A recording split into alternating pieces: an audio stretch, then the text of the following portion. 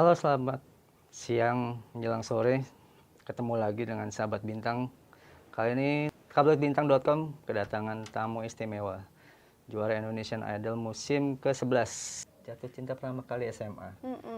Nggak jadian? Enggak. Enggak, Gimana aku nih itu ceritanya? mikirnya kayak aduh kayak masih pingin fokus belajar gitu. Fokus belajar, fokus karir. Soalnya emang terlalu fokus juga sih anaknya, Kak. Jadi kayak lebih mikirin aduh nanti kalau misal pacaran, kebanyakan pacaran, nilainya gimana gitu sih. Zaman dulu ya masih seambisi itu ya kalau untuk pelajaran gitu. Sampai kuliah pun juga nggak merasakan jatuh cinta lagi. Enggak, karena memang ya kuliahnya juga susah sih, Kak. Apa kuliahnya? Teknik perminyakan waktu Teknik itu. perminyakan? Wow. Jadi beneran fokus banget di pelajaran, fokus banget untuk lebih kayak ngejar dosen dibandingkan ngejar cowok gitu. Teknik perminyakan Trisakti. Trisakti. Berapa lama kuliah di sana? Berapa lama? 4 tahun, 5 tahun. Biasanya teknik itu kan kebanyakan laki-laki ya? Lumayan, tapi sekarang cewek-cewek udah banyak sih, Cewek-cewek Kak. udah banyak. Nggak ada yang kepincut misalnya. Wah, enggak. Tertarik gitu. Kayaknya udah pada ini semua deh, fokusnya tuh ke ya itulah nyari lapangan lapangan pekerjaan kayak gitu-gitu dibandingkan buat pacaran kali ya mungkin pada saat itu. Angkatan berapa kamu? Angkatan 2015 kalau itu. Lulus Berarti 2020. 5 tahun ya? 5 tahun. Dari teknik perminyakan sekarang terkenal sebagai penyanyi. Ini nggak nyambung banget ya? Iya. Tapi memang sebenarnya dari kecil memang aimingnya pengen jadi penyanyi sih. Emang dari dulu sukanya nyanyi gitu. Cuman memang karena kebetulan suka sama pelajarannya eksak gitu. Jadi kayak sedikit tertarik gitu sama dunia perkuliahan yang kayak teknik gitu. Bolak-balik ikut ajang pencarian bakat ya kamu ya? Berapa Lumayan. kali? Kalau misalkan ajang pencarian bakat sebenarnya cuman sekali sih waktu itu yang nembus The Voice. Cuman setelah dari itu nggak ikut ajang lain selain Indonesian Idol. Jadi 3 tahun berturut-turut ikut 2 tahun ikut Indonesian Idol, nggak pernah lolos sampai ke juri artis. Dan untuk yang special season yang kemarin sebenarnya udah nggak mau ikutan karena aku pikir oh ya kayaknya mungkin memang jalannya bukan di ajang pencarian bakat, mungkin memang harus bikin karya aja dulu gitu. Tapi ternyata ada yang rekomendasiin dan malah lolos ke juri artis gitu. Motivasi apa yang kamu kejar dengan mengikuti ajang pencarian bakat The Voice, Indonesian Idol? Motivasinya sih ingin bisa terjun ke industri musik Indonesia gitu, ingin dikenal masyarakat, jadi bisa lebih punya pijakan untuk berkarya gitu, Kak. Sebelumnya memang kamu sering nyanyi di kafe atau mungkin di mana? Sebelumnya nyanyi di kafe sih enggak ya, aku lebih ke wedding atau enggak kayak gathering kantor-kantor gitu, bantuin teman sih biasanya kalau zaman dulu. Membayangkan nggak sih kamu ikut idol di masa pandemi? Nggak pernah ngebayangin sih sebenarnya. Jadi dan menjadi juara idol di masa pandemi. Iya. Pasti aku udah wah ini bakal sulit untuk benar banget.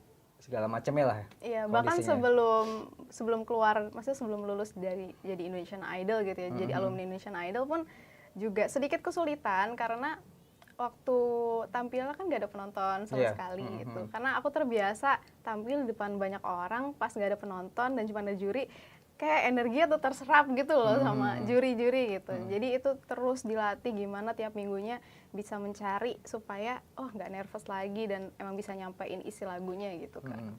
Beda banget ya tampil di depan penonton dan tanpa penonton itu. Beda banget, perasaannya kayak kayak mencekam gitu. Rasanya kayak di sidang skripsi gitu karena di depan ada 5 juri kan yang ngejuriin kita. Juri favorit siapa waktu itu? Juri favorit Kak Judika sih, udah lama juga kenal Kak Judika dari zaman The Voice, waktu itu juga sempat ketemu dan sempat duet bareng juga. Jadi pas ketemu lagi, Kak Judika sama Mas Ari juga. Jadi waktu audisi kayak langsung, ini kayaknya kenal nih gitu. Juara Indonesian Idol musim ke-11 ya, di masa pandemi. Perubahan apa yang kamu rasakan setelah juara? Setahun ya? Belum setahun ya? Kalau dari juaranya sih belum setahun, tapi kalau dari yang audisi aku awal-awal yang babak spektakuler itu udah setahun sih. Perbedaannya mungkin dulu aku nggak ada fanbase gitu, jadi emang solo fighter banget, bikin lagu ya udah lempar aja gitu. Kalau sekarang kan kita bikin karya, mau bikin konten apapun, mereka tuh langsung support banget gitu. Itu sih yang paling membedakan dari sebelum idol sama setelah idol. Perubahan dalam penampilan, perubahan hidup kamu? Kalau perubahan hidup kayaknya sih enggak ya, sama-sama aja. Cuman kalau penampilan mungkin udah makin ngerti, oh di kamera bagusnya kayak gini. Sebelumnya enggak begitu? Kalau sebelumnya ya mungkin karena apa ya, belum tahu aja sih Kak gitu. Oh kayaknya make upnya bagusan diginiin gitu kan. Dulu belum ngerti gitu. Kalau sekarang kan oh lumayan lah, semakin Lebih improve peduli ya? gitu. Lebih improve lagi dibanding sebelum-sebelumnya. Suka dandan sendiri, mengeksplor mungkin seperti itu. Kalau zaman dulu, dari dulu sebenarnya suka, dari dulu suka. Cuman mungkin karena nggak ada bimbingan ya, jadinya memang kurang begitu bagus gitu. Cuman sekarang kan udah kenal sama ada kakak-kakak makeup artist gitu, jadi makin ngerti gitu. Nah, dengan popularitas yang kamu miliki, itu kan harus dipertanggungjawabkan kan? Kamu sendiri gimana mempertanggungjawabkan popularitas kamu sekarang?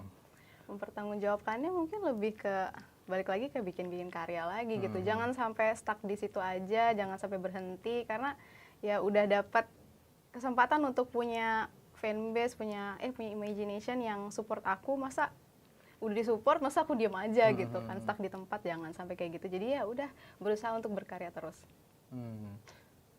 Memaintain fanbase itu gimana?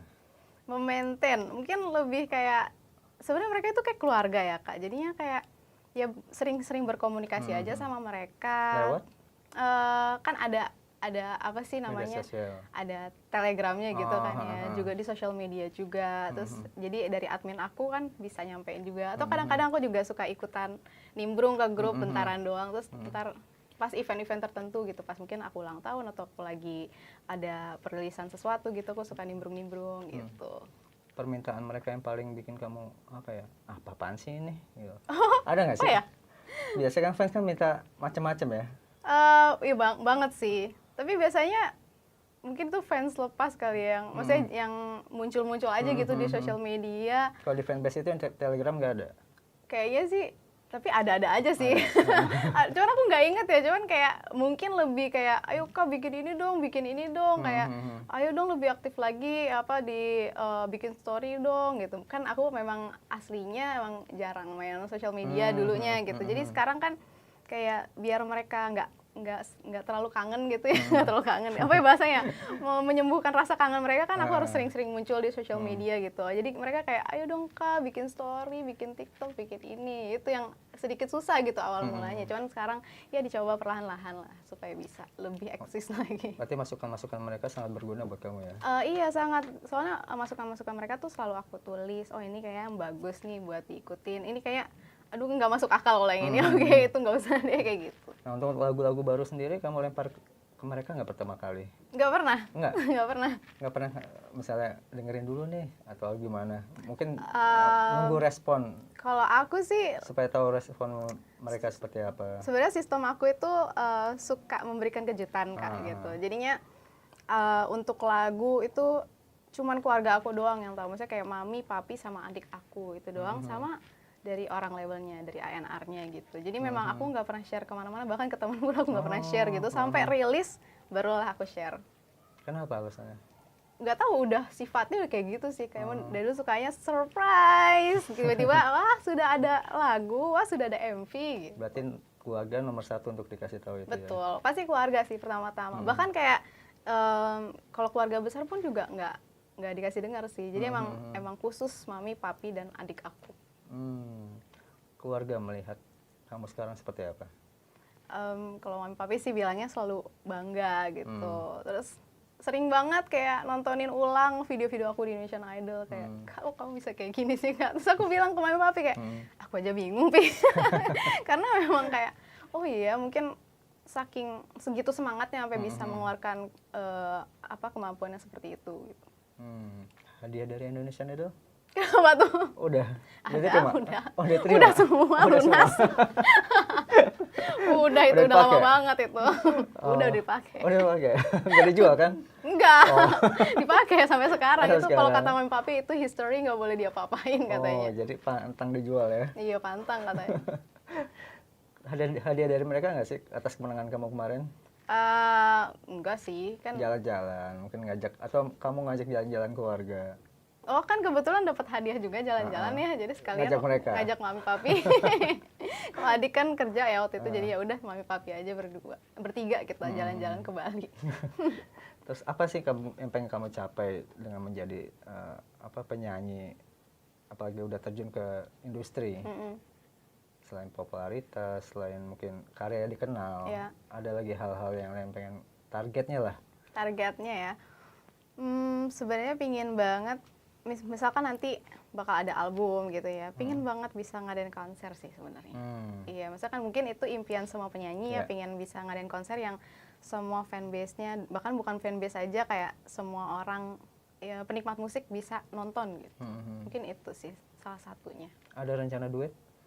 Rencana duet ada, tapi Siapa yang dalam bayangan kamu yang pengen kamu ajak duet? sebenarnya memang udah ada sih sekarang. Maksudnya udah ada rencana, udah workshop bareng juga, tinggal nanti recording aja kapan gitu. Sekarang kita udah sama-sama ngeluarin single, ntar tinggal kita Siapa ngeluarin tuh? Sama siapa? sama Kanaga. Oh, Naga. Extila. Sekarang ada band. Sekarang ada band. Mereka apa genrenya nanti yang dibawakan? Genrenya masih pop sih, Masih soalnya pop. aku memang pop ballad banget sih untuk lagu-lagu aku. Oh, tinggal rekaman ya berarti ya? Tinggal rekaman aja ya, semoga nanti Sampai single ini ya? abis single yang Kejutan ini. ya? Udah nggak jadi kejutan ya, udah dikasih tahu. Ya soalnya gara-gara waktu itu udah bocor di sosial media, maksudnya udah di storyin gitu, pasti udah pada nebak-nebak, jadi udah nggak apa-apa sekalian. Kalau belum bocor ya aku nggak bakal tahu sih. Hubungan kamu dengan alumni Indonesian Idol kemarin, seangkatan kamu, sekarang seperti apa? Masih suka ketemuan, masih suka kumpul-kumpul? Kumpul-kumpul mungkin udah lumayan jarang ya kalau aku, soalnya kan kayak jadwalnya tuh kayak yang satunya ke sini, yang satunya ke situ gitu. Cuman ya kita masih hubungan baik di sosial media, di kontak pribadi juga di WhatsApp gitu kan, masih ngobrol-ngobrol juga. Iya, ada grup sendiri memang. Soalnya emang ya namanya juga kita kumpul di satu tempat selama 6 bulan, udah kayak keluarga banget sih Kak. Jadi setelah dari situ ya udah, kita udah kayak, apalagi kalau nostalgia, wah foto lama ini udah pengen ketawa aja ngeliatnya. Ada persaingan nggak sih di antara kalian? Kalau waktu di Indonesian Idol sih nggak ada. Sekarang? Enggak. Setelah terjun masing-masing ke industri, kayak Makan juga ngeluarin single, terus siapa ngeluarin single? Kalau persaingan kayaknya nggak mungkin sih. Maksudnya mungkin ya kalau dari segi fanbase mungkin ada ya, mungkin yang bersaing gitu ya. Cuman kalau dari kitanya sendiri, kita malah saling support gitu. Yang mana kita ini dari Indonesian Idol Special Season yang lahir di tahun pandemi gitu ya, yang dimana orang jarang yang, maksudnya nggak ada penonton gitu ya, jadi euforianya tuh nggak terlalu besar gitu, makanya kita harus saling bahu-membahu gitu. Kalau satu ada yang keluarin single, wah semuanya serbu gitu, ayo kita naikin singlenya masing-masing gitu, ntar misalkan Tamang ngeluarin single, ayo kita bantu up semuanya kayak gitu. Oh, berarti saling dukung ya kalian ya, berarti nggak ada yang merasa iri atau Oh enggak, oh ini udah ngeluarin single, gue harus ngeluarin single, ataupun harusnya sih enggak ya, soalnya emang pokoknya kita biasanya di grup tuh selalu ada yang mau ngeluarin single nih, ya udah belas ini materi gitu, ya udah kita langsung share di sosial media semuanya, ayo kita bantuin yuk, kita langsung share ke fanbase kita masing-masing gitu. Happy kamu berada di industri ini? Happy banget, sangat. Banget. Lebih banyak happy daripada dukanya? Banyak happy-nya, soalnya memang ini kan tujuan hidup ya. Maksudnya dari awal mula gitu, dari kecil ngebayanginnya pengen banget jadi penyanyi, pengen banget ikutan Indonesian Idol, pengen banget bisa ngeluarin lagu, dan sekarang alhamdulillah bahkan sampai bisa ngeluarin ciptaan sendiri di label yang besar gitu. Dukanya apa? Ada nggak? Pasti ada kan? Pasti ada. Mungkin dukanya itu kadang-kadang sama manusia ya ada naik turunnya ya, perasaannya gitu. Haters tuh ya itulah, bisa kadang-kadang memporak-poranda hati. Masih terpengaruh sama haters? Kadang-kadang ya, namanya juga manusia, kadang-kadang kita ketawa-ketawa nih, tapi kadang mood kita lagi jelek kayak, aduh. Diladenin nggak sih? Enggak pernah. Kayak menurut aku tuh, kan ada ya orang yang kalau misalkan ada haters, terus malah dibalesin gitu ya. Karena memang kadang-kadang kita ini lebih fokus ke yang ngejelekin gitu, dibandingkan yang ini yang ngasih komentar baik tuh banyak banget segini, yang ngasih jelek cuma segini, tapi kita fokus ke situ gitu. Dan menurut aku kayak kurang adil aja kalau kita lebih nanggepin yang jahat, sementara yang baik-baik banyak banget itu kita nggak tanggepin. Jadi aku lebih nanggepin ke yang baik-baik aja. Haters kan fans yang tertunda katanya. Ya, orang itu Kak sampai semua tentang aku tuh tahu semua gitu. Kok lebih tahu dia daripada fans aku ya? Oh, berarti ini ya diam-diam dia ya, secret Iya, admirer iya, kayaknya. mungkin secret admirer. Terserah dia deh gitu, bisa sampai tahu semuanya, Pak. Kok bisa tahu ya? Kayak fans aku belum tentu tahu deh. Tapi omongan haters yang paling bikin kamu sakit hati ada nggak? Ada sih, ada. Apa itu?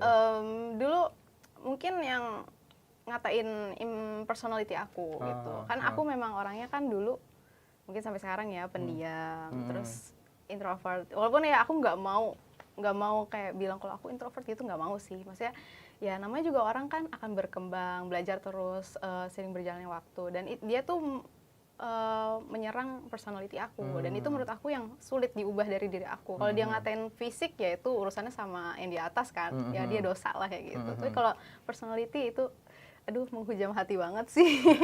Sempet nangis atau mungkin apa ya, curhat ke orang tua, kenapa harus haters kok begini banget ya? Gitu. Kalau nangis ya pasti pernah ya, cuman jarang sih kalau ngomongin ke orang tua yang kayak kenapa sih haters gini, nggak pernah sih. Mungkin lebih kayak kalau sama orang tua tuh diskusi, kita mau ngapain ya gitu. Berarti haters itu udah abaikan aja ya? Harusnya diabaikan aja sih, soalnya kayak apapun yang aku lakukan kayak salah gitu. Apalagi joget dikit salah, bikin challenge nada tinggi dikit salah, semuanya salah. Jadi apa yang benar di mata mereka ya? Iya, pokoknya ya udahlah, kita lebih baik fokus ke orang yang sayang sama kita aja. Betul. Oke Rimar, sukses buat single barunya. Ditunggu single-single dan album barunya. Amin, robbal alamin. Terima kasih sahabat bintang. Jangan lupa dengarkan lagu Rimar yang baru. Buat teman-teman semuanya, jangan lupa buat dengerin lagu aku Menunggu Kau Kembali di semua digital platform, dan sekarang juga bakal rilis MV-nya di YouTube channel aku Rimar Official. Thank you.